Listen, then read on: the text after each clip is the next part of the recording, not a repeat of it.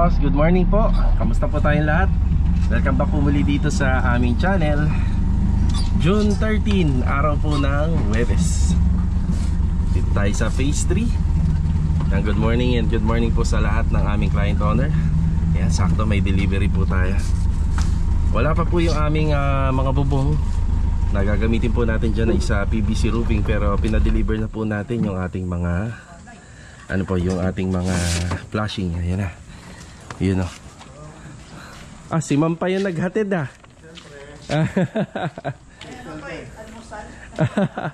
Special special tayo Wala yung susiran? Sige.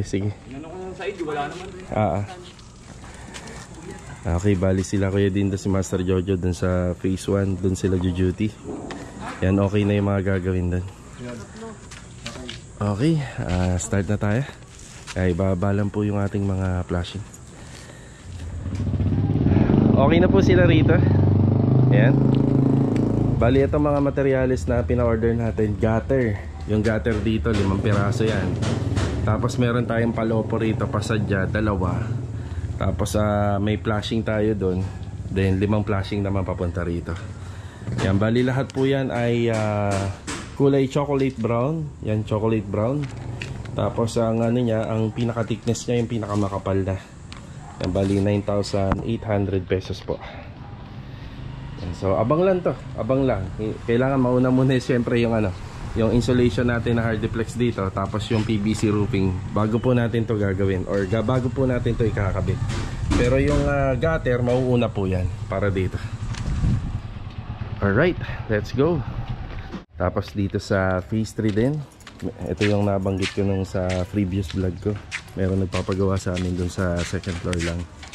Bali tiling, ceiling at saka room partition, bali 2 kwarto. Ito nga po palang unit, isa Angelic. Ayan, may deliver tayo ng mga pang partition. Ayan, cement board, studs, metal paring, at saka buhangin. May paparating na rin na rito, semento at saka adhesive. Ayan. Puno kagad, puno. May unang gamit na. May mga gamit na. Hindi naman mahirap gawin to kasi kahit papano. Ang tinitingnan namin dito, yung hindi naka-tiles yung flooring. Yan lang yung tinitingnan namin.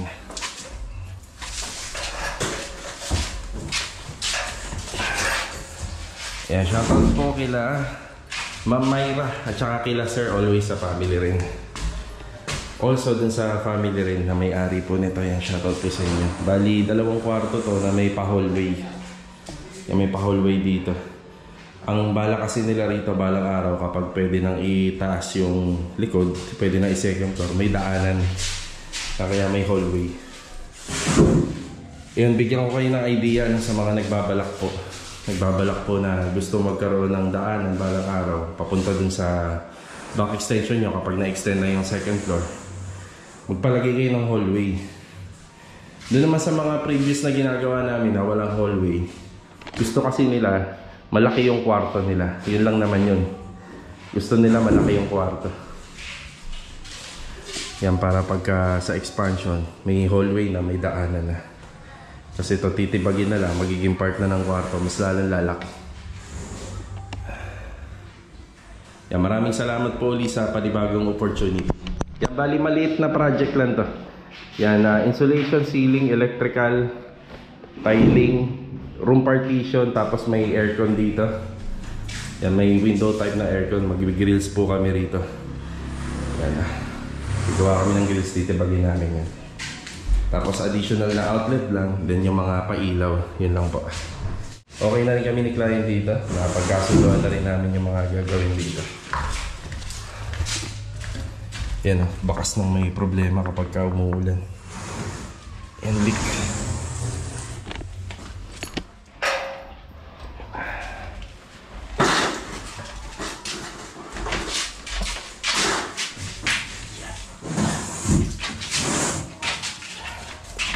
Palabas tayo ngayon, bali papunta tayo ng tile center sa may Tion Pole. Doon po sa may 13.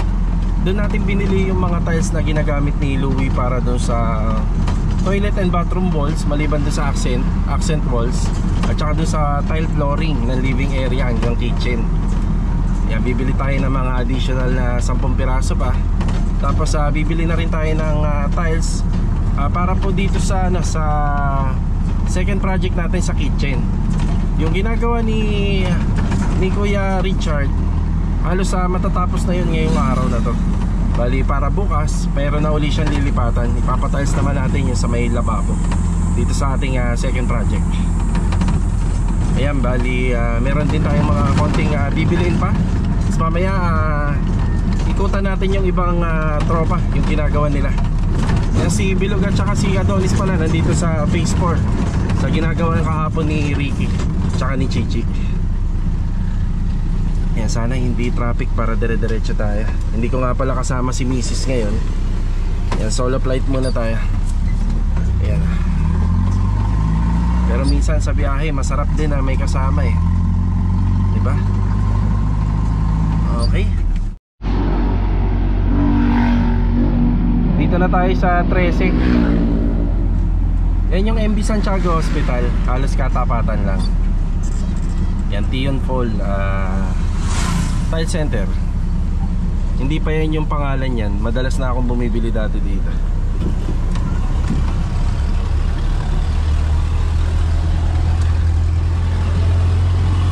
Okay na tayo rito. Bali nagpadagdag nga pala si client owner ng wall accent pag-akit ng hagdanan.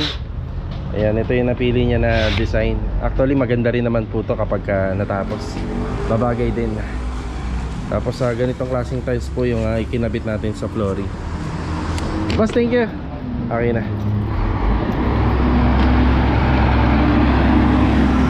Ayan.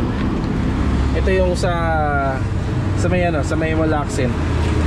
Tapos ito yung sa wall ng toilet and bathroom.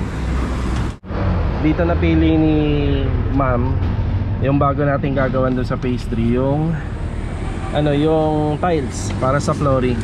Tsaka pala yung trabaho natin doon hindi naman sasabay sa umaga.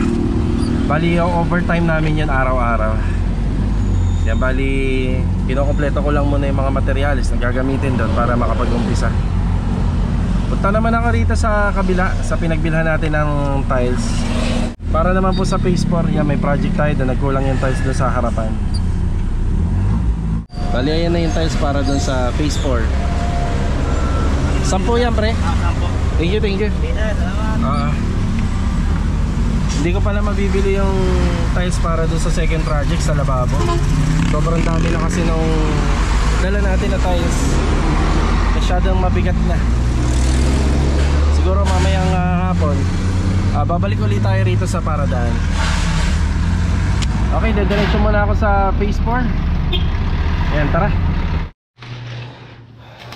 Dito tayo sa phase 4 na. Si Chichi, good morning. Log, good morning, Log. Good morning. Si Adonis. Good morning. Ito muna yung nakasikaso nila rito. Yung ating floor drainage dito sa may harapan ng bahay. Tapos yung additional na tiles. Magastos talaga sa tiles to kasi yung sidings pa tsaka yung dito sa pasamano. Kaya meron din yan. Isa sa mga bibilhin po natin na tiles yung para rito. Yan, hindi ko na nabilhan ng tiles po to. Medyo mabigat-bigat na po yun sa laman ng owner. Okay, yung mga natitira pa rito, ayan yung para sa toilet and bathroom. Ayan yung tiles na ito. May mga gamit pa naman na adhesive. May gamit pa.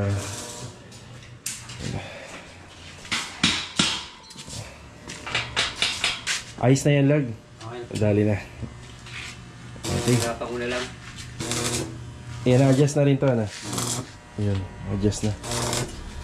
Galing talaga sa plumbing, Ang hirap na niyan, Nadali mo pa. Kaya magayon. Yung kasi nito, importante yung klibi. Kabilaan po yan. Bali, nakabalik na po tayo ng Lumina. Ayan, kasama ko ngayon si Mrs. Yan Bali, bumili tayo ng 25 pieces na kornisa. Bali, 1x3x8 nga lang to. Kadalasan in-order namin yung 3x10. Yan, 25, 6,000 pesos. Gagamitin natin to doon sa second project. Kahapon, nakapag-install na sila ng mga PVC panel, kaya pwede na po natin i-follow up sa cornisa. Yan, meron pa kaming bibilhin pa na tiles. Yung binili ko rito ng mga shower set, bali hanggang ngayon wala pa. Yan, nagpa-follow up tayo. Balik kami rito sa City Mini Home Depot. Yan, kasama ko pa rin si Mrs. Yan, bumili na ako ng tiles para sa lababo. Ito po yan.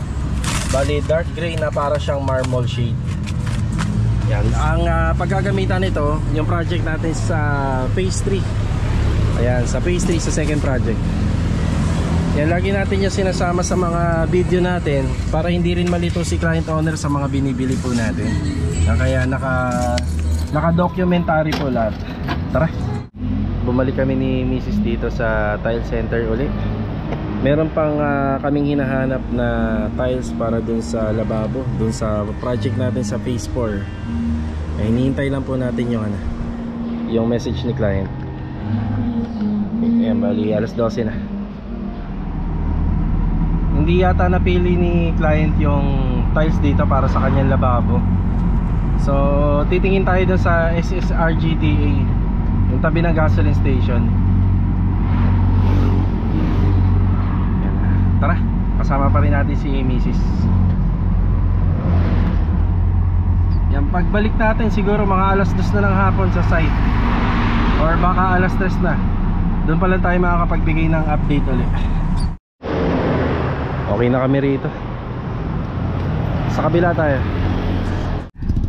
Dito naman tayo. Same branch lang, pero mas marami kasi yung design dito sa kabila. Matagal lang po mag-reply si client, siguro nasa trabaho. Kaya hindi niya masin yung mga sinesend ko na picture. Check natin dito. Yeah, okay na tayo rito. Babalik na tayo sa Lumina. Yan na. Tid na rin natin to sa sa site. Ito yan? 20? 20 na tiles. Cornisa? Tapos yung cornisa ito. Cornisa? Yan. 60 by 60. Yan. Tapos yung cornisa. Ito, cornisa. Check na. 10 piraso lang yun, 10 lang. Ito 25. Yan yung pang 35. Kompleto na. Kompleto na. Okay. Wala na iba? Wala na. Okay. Dalawa lang? Yun lang. Thank you. Ayan yung mga delivery na dumating dito ngayon. Yan, flashing. Tapos itong tiles, yan yung gagamitin dyan sa kitchen counter. Tapos itong cornisa, 25 pieces. Yan, 25 pieces. Pwede na pong kornisahan yung sa taas. Yan, silipin natin yung mga nagawa nila rito. Ayan. Yung bali doon, magdadagdag pa ko kasi doon ng isang linya ng wire para sa ilaw. Yan, pwede na po yun. Pwede na paikutan ng kornisa. Yun doon boy, sabi niyo meron yun. Ngayon na po. May abang mo. Ayun, may abang na pala. Ilalaglag na lang na yung bilog yun. Sige, sige. May sarili na rin siya. Yan, ayos. Okay na tayo rito muna. Dumiretso muna kagad tayo rito sa phase 4. Yan, gamit natin to e-bike. Papa-waterproofing tayo pero double check natin yung weather. Yeah. Ayan, bali pinatras natin yung schedule ng Flexiban. Ayan, kumukulob-kulob. Tapos yung weather ganyan, mukhang uulan. Ayun, para hindi masayang yung waterproofing natin. Bali ipapahid po yan doon sa pader, doon sa likod ng extension, tsaka rito sa magkabila. Ayun, nakakulob. So ito yung update. Yan, sa floor drainage. Saka ito. Bali pinapahasa na lang po natin yung mga rito, yung mga rivets. Yung tiles nga pala na inaasikaso namin ni Mrs. kanina, para dito po yun. So, medyo busy lang po si ma'am. Hindi po siya makapag-reply kagad. Kaya ganoon na rin yung gagamitin dito sa may sidings, sa look bar at saka sa countertop ng ating bar counter. So para dito yun. Ito ko kasi pwede na pong masimulan to. Tiles materials na lang. Nung nag-umpisa po kasi kami rito, ang napagpilian lang itong flooring at saka itong yung toilet and bathroom.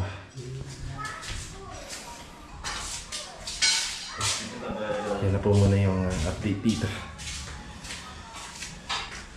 Bale ito mga karosa, umuwi muna tayo dahil sobrang init kanina. Ayan, naligo muna tayo. Tapos magbibigay na po tayo ng final update dito sa vlog natin yung araw po ng Webes. Meron nga po pala tayong naispatan na comment, bali private message to, nag-message sa akin. Na-aware din po daw siya sa mga video na ina-upload natin. Kasi kagaya daw nung pinagawa nila na bahay, meron daw pinagawa sila na hindi naman din daw kalakihan, kasing laki lang din ng unit na to na row house, na sobrang tagal daw po ginawa. So, an example niya po, yung project namin dito sa phase 1, yung row house na inner. Actually, itong nag-message sa akin, regular viewers natin. Ayan, shoutout po sa inyo, hindi niya na po pinapasabi yung pangalan. So, nag-private message siya, tapos tinawagan ko siya. Tinawagan ko siya kahapon, tapos sabi ko sa kanya, ipinaliwanag ko kung bakit ganun katagal. Okay, bali, yun po yung content natin ngayon. Yun yung pupuntahan po natin yung araw po ng yung araw ng Webes. So marami na nagawa kanina. So may absent lang tayo. Yung si Marvin at saka si Ricky wala lang po ngayon. Tapos ongoing naman yung project natin dito sa third project na isang Angeli. So halos lahat naman napuntahan natin. So ayun, puntahan natin to.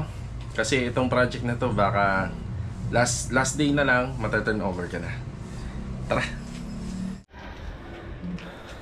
Ayan, hapon na. Nandito tayo. Mukhang hindi ko pa yata nababati si Master Jojo. Ayan, magandang hapon. Magandang hapon. Tsaka si Kuya Dindo. Magandang hapon.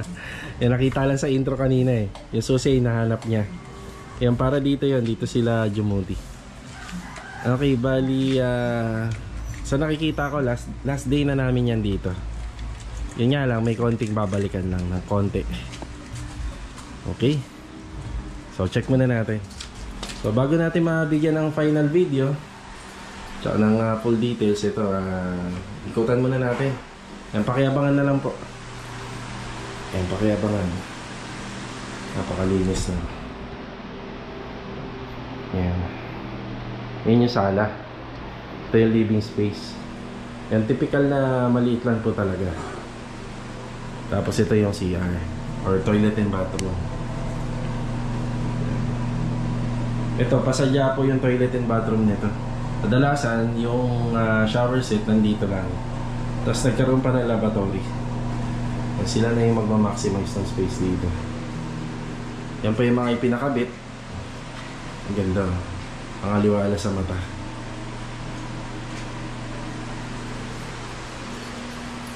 Cabinet. Ayan.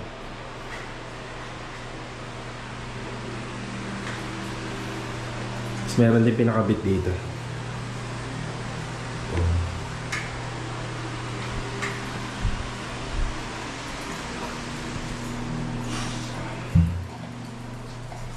Malinis na.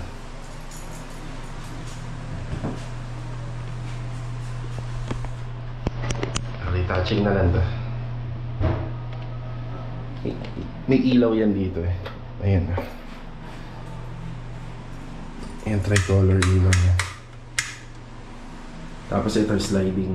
Ayan, nare-retouch na lang ni Kuya Dindo. Yung mga babalikan pa rito, kailangan namin silicone yung gilid. Bali, ang gagawa na lang yan sila, Master Ryan na lang. Ayan, nakikiran lang po yan. Okay. Tapos yung screen door, yung mga aluminum cabinet, ay isisilicone pa yan. Yan, na-applyan pa ng silicone yan. Yun na lang yung mga gagawin dyan. Sa lababo, ay isisilicone na lang to. May ilaw yan dito.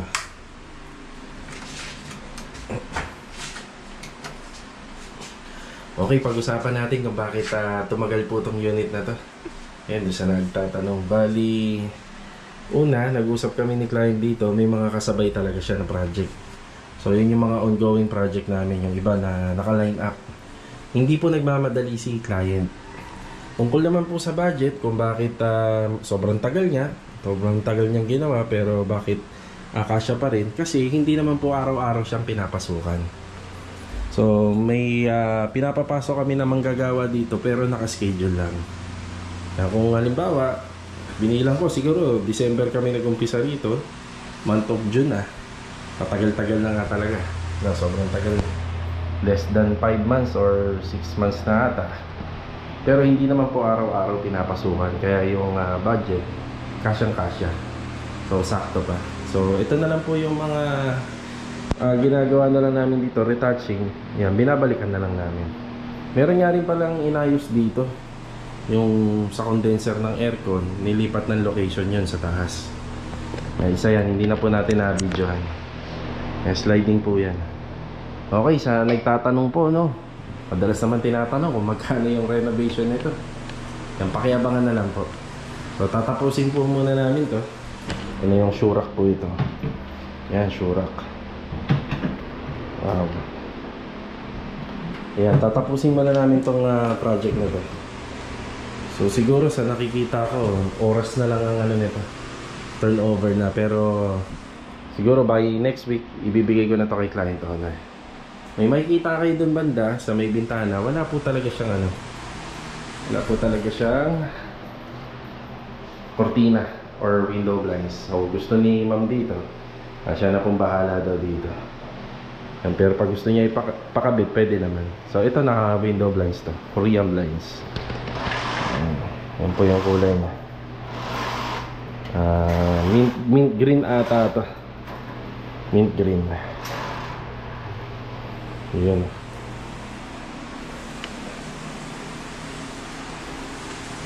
So yun lang po yung pinakasimpleng sagot.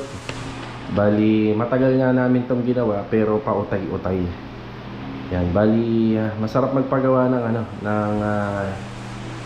hindi naman nagmamadali yung may-ari. Masarap gumawa kapag gano'n. Kasi pagka nagmamadali, marami po tayong kalaban dyan. Una, yung panahon. Yun, yung panahon. Tapos yung workers din, minsan hindi inaasahan. Minsan may absent, kaya hindi po kinakaya ng manpower. So 36 square meter nga po pala to sa mga viewers natin. Alam nyo na yan. Tapos sadyang nandito yung kusina niya. Tapos ito isa automatic washing machine po yan. Yan, sadyang nandito po talaga yung kanyang kusina. So dun sa nag-message po sa amin, ito nga po pala ay kontrata po to. Bali labor and materials. Basta hindi nagmamadali yung may-ari, wala pong kaso kung matagal gawin kasi naka-budget po. Ang diferensya lang doon, dapat po yung contractor ma-maximize niya pa rin po yung labor cost at saka yung materials. Baka mamaya sobrang tagal na ginagawa, sobrang wala ng budget. Yan. So kaya natapos namin to kahit matagal at may budget pa, kasi utay-utay naman po. Hindi po isang hindi po isang bagsakan. Ginawa po siya ng paiba-ibang linggo, paiba-ibang buwan at paiba-ibang araw.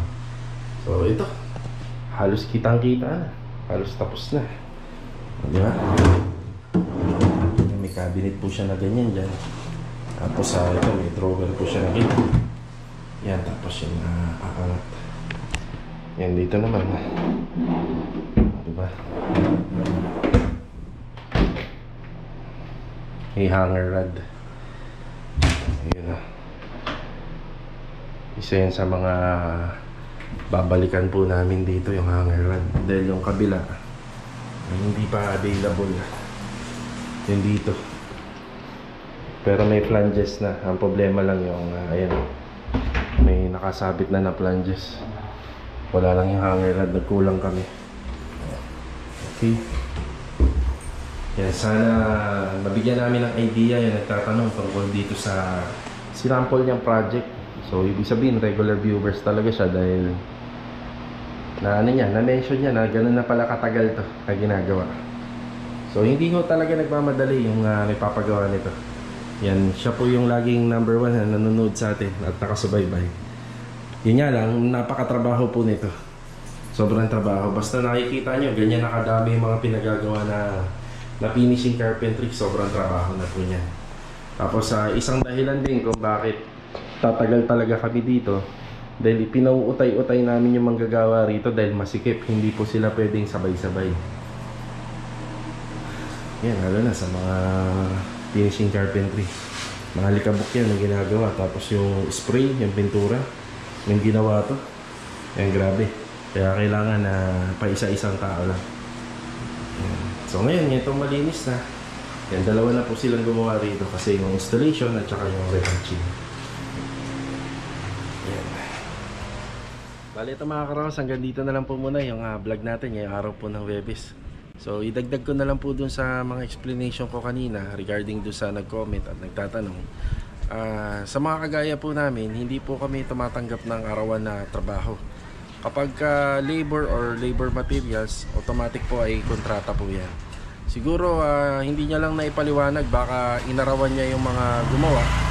Tapos sobrang tagal ng naging trabaho, kaya ganun kalaki yung naging budget cost. So dito po, kapag nagpapagawa po kayo sa mga nangungontrata, namumuhunan, tapos yung mga manggagawa din, lagi pong kontrata yan. So bihira lang po yung kontrata na inaabot ng isang buwan ang trabaho tapos arawan. Bali bihira po yung gano'n. So sa amin, kinukompute na po namin yan kung ilang buwan matatapos. Tapos magpapasa po kami ng computation kung ilan na tao yung gagawa, kung ano yung details na magiging final po ng finish. So dito naman depende po sa nagpapagawa kung yung client ay nagmamadali o hindi. Pero nilalatag na rin namin sa work presentation namin kung ilang buwan po siya matatapos. Sana po nakapagbigay tayo ng idea, pero disclaimer, hindi naman po lahat po ng sinasabi natin dito ay pareha rin po sa iba. Hanggang dito na lang po muna yung vlog natin ngayong araw po ng Huwebes. So kita-kita na lang ulit tayo sa susunod na video. Sa mga nanonood po araw-araw, please wag po kalimutan mag-iwan ng like sa mga video po na napapanood nyo. At saka sa mga nakakagusto ng ating video, please paki-share para madagdagan po yung ating mga viewers.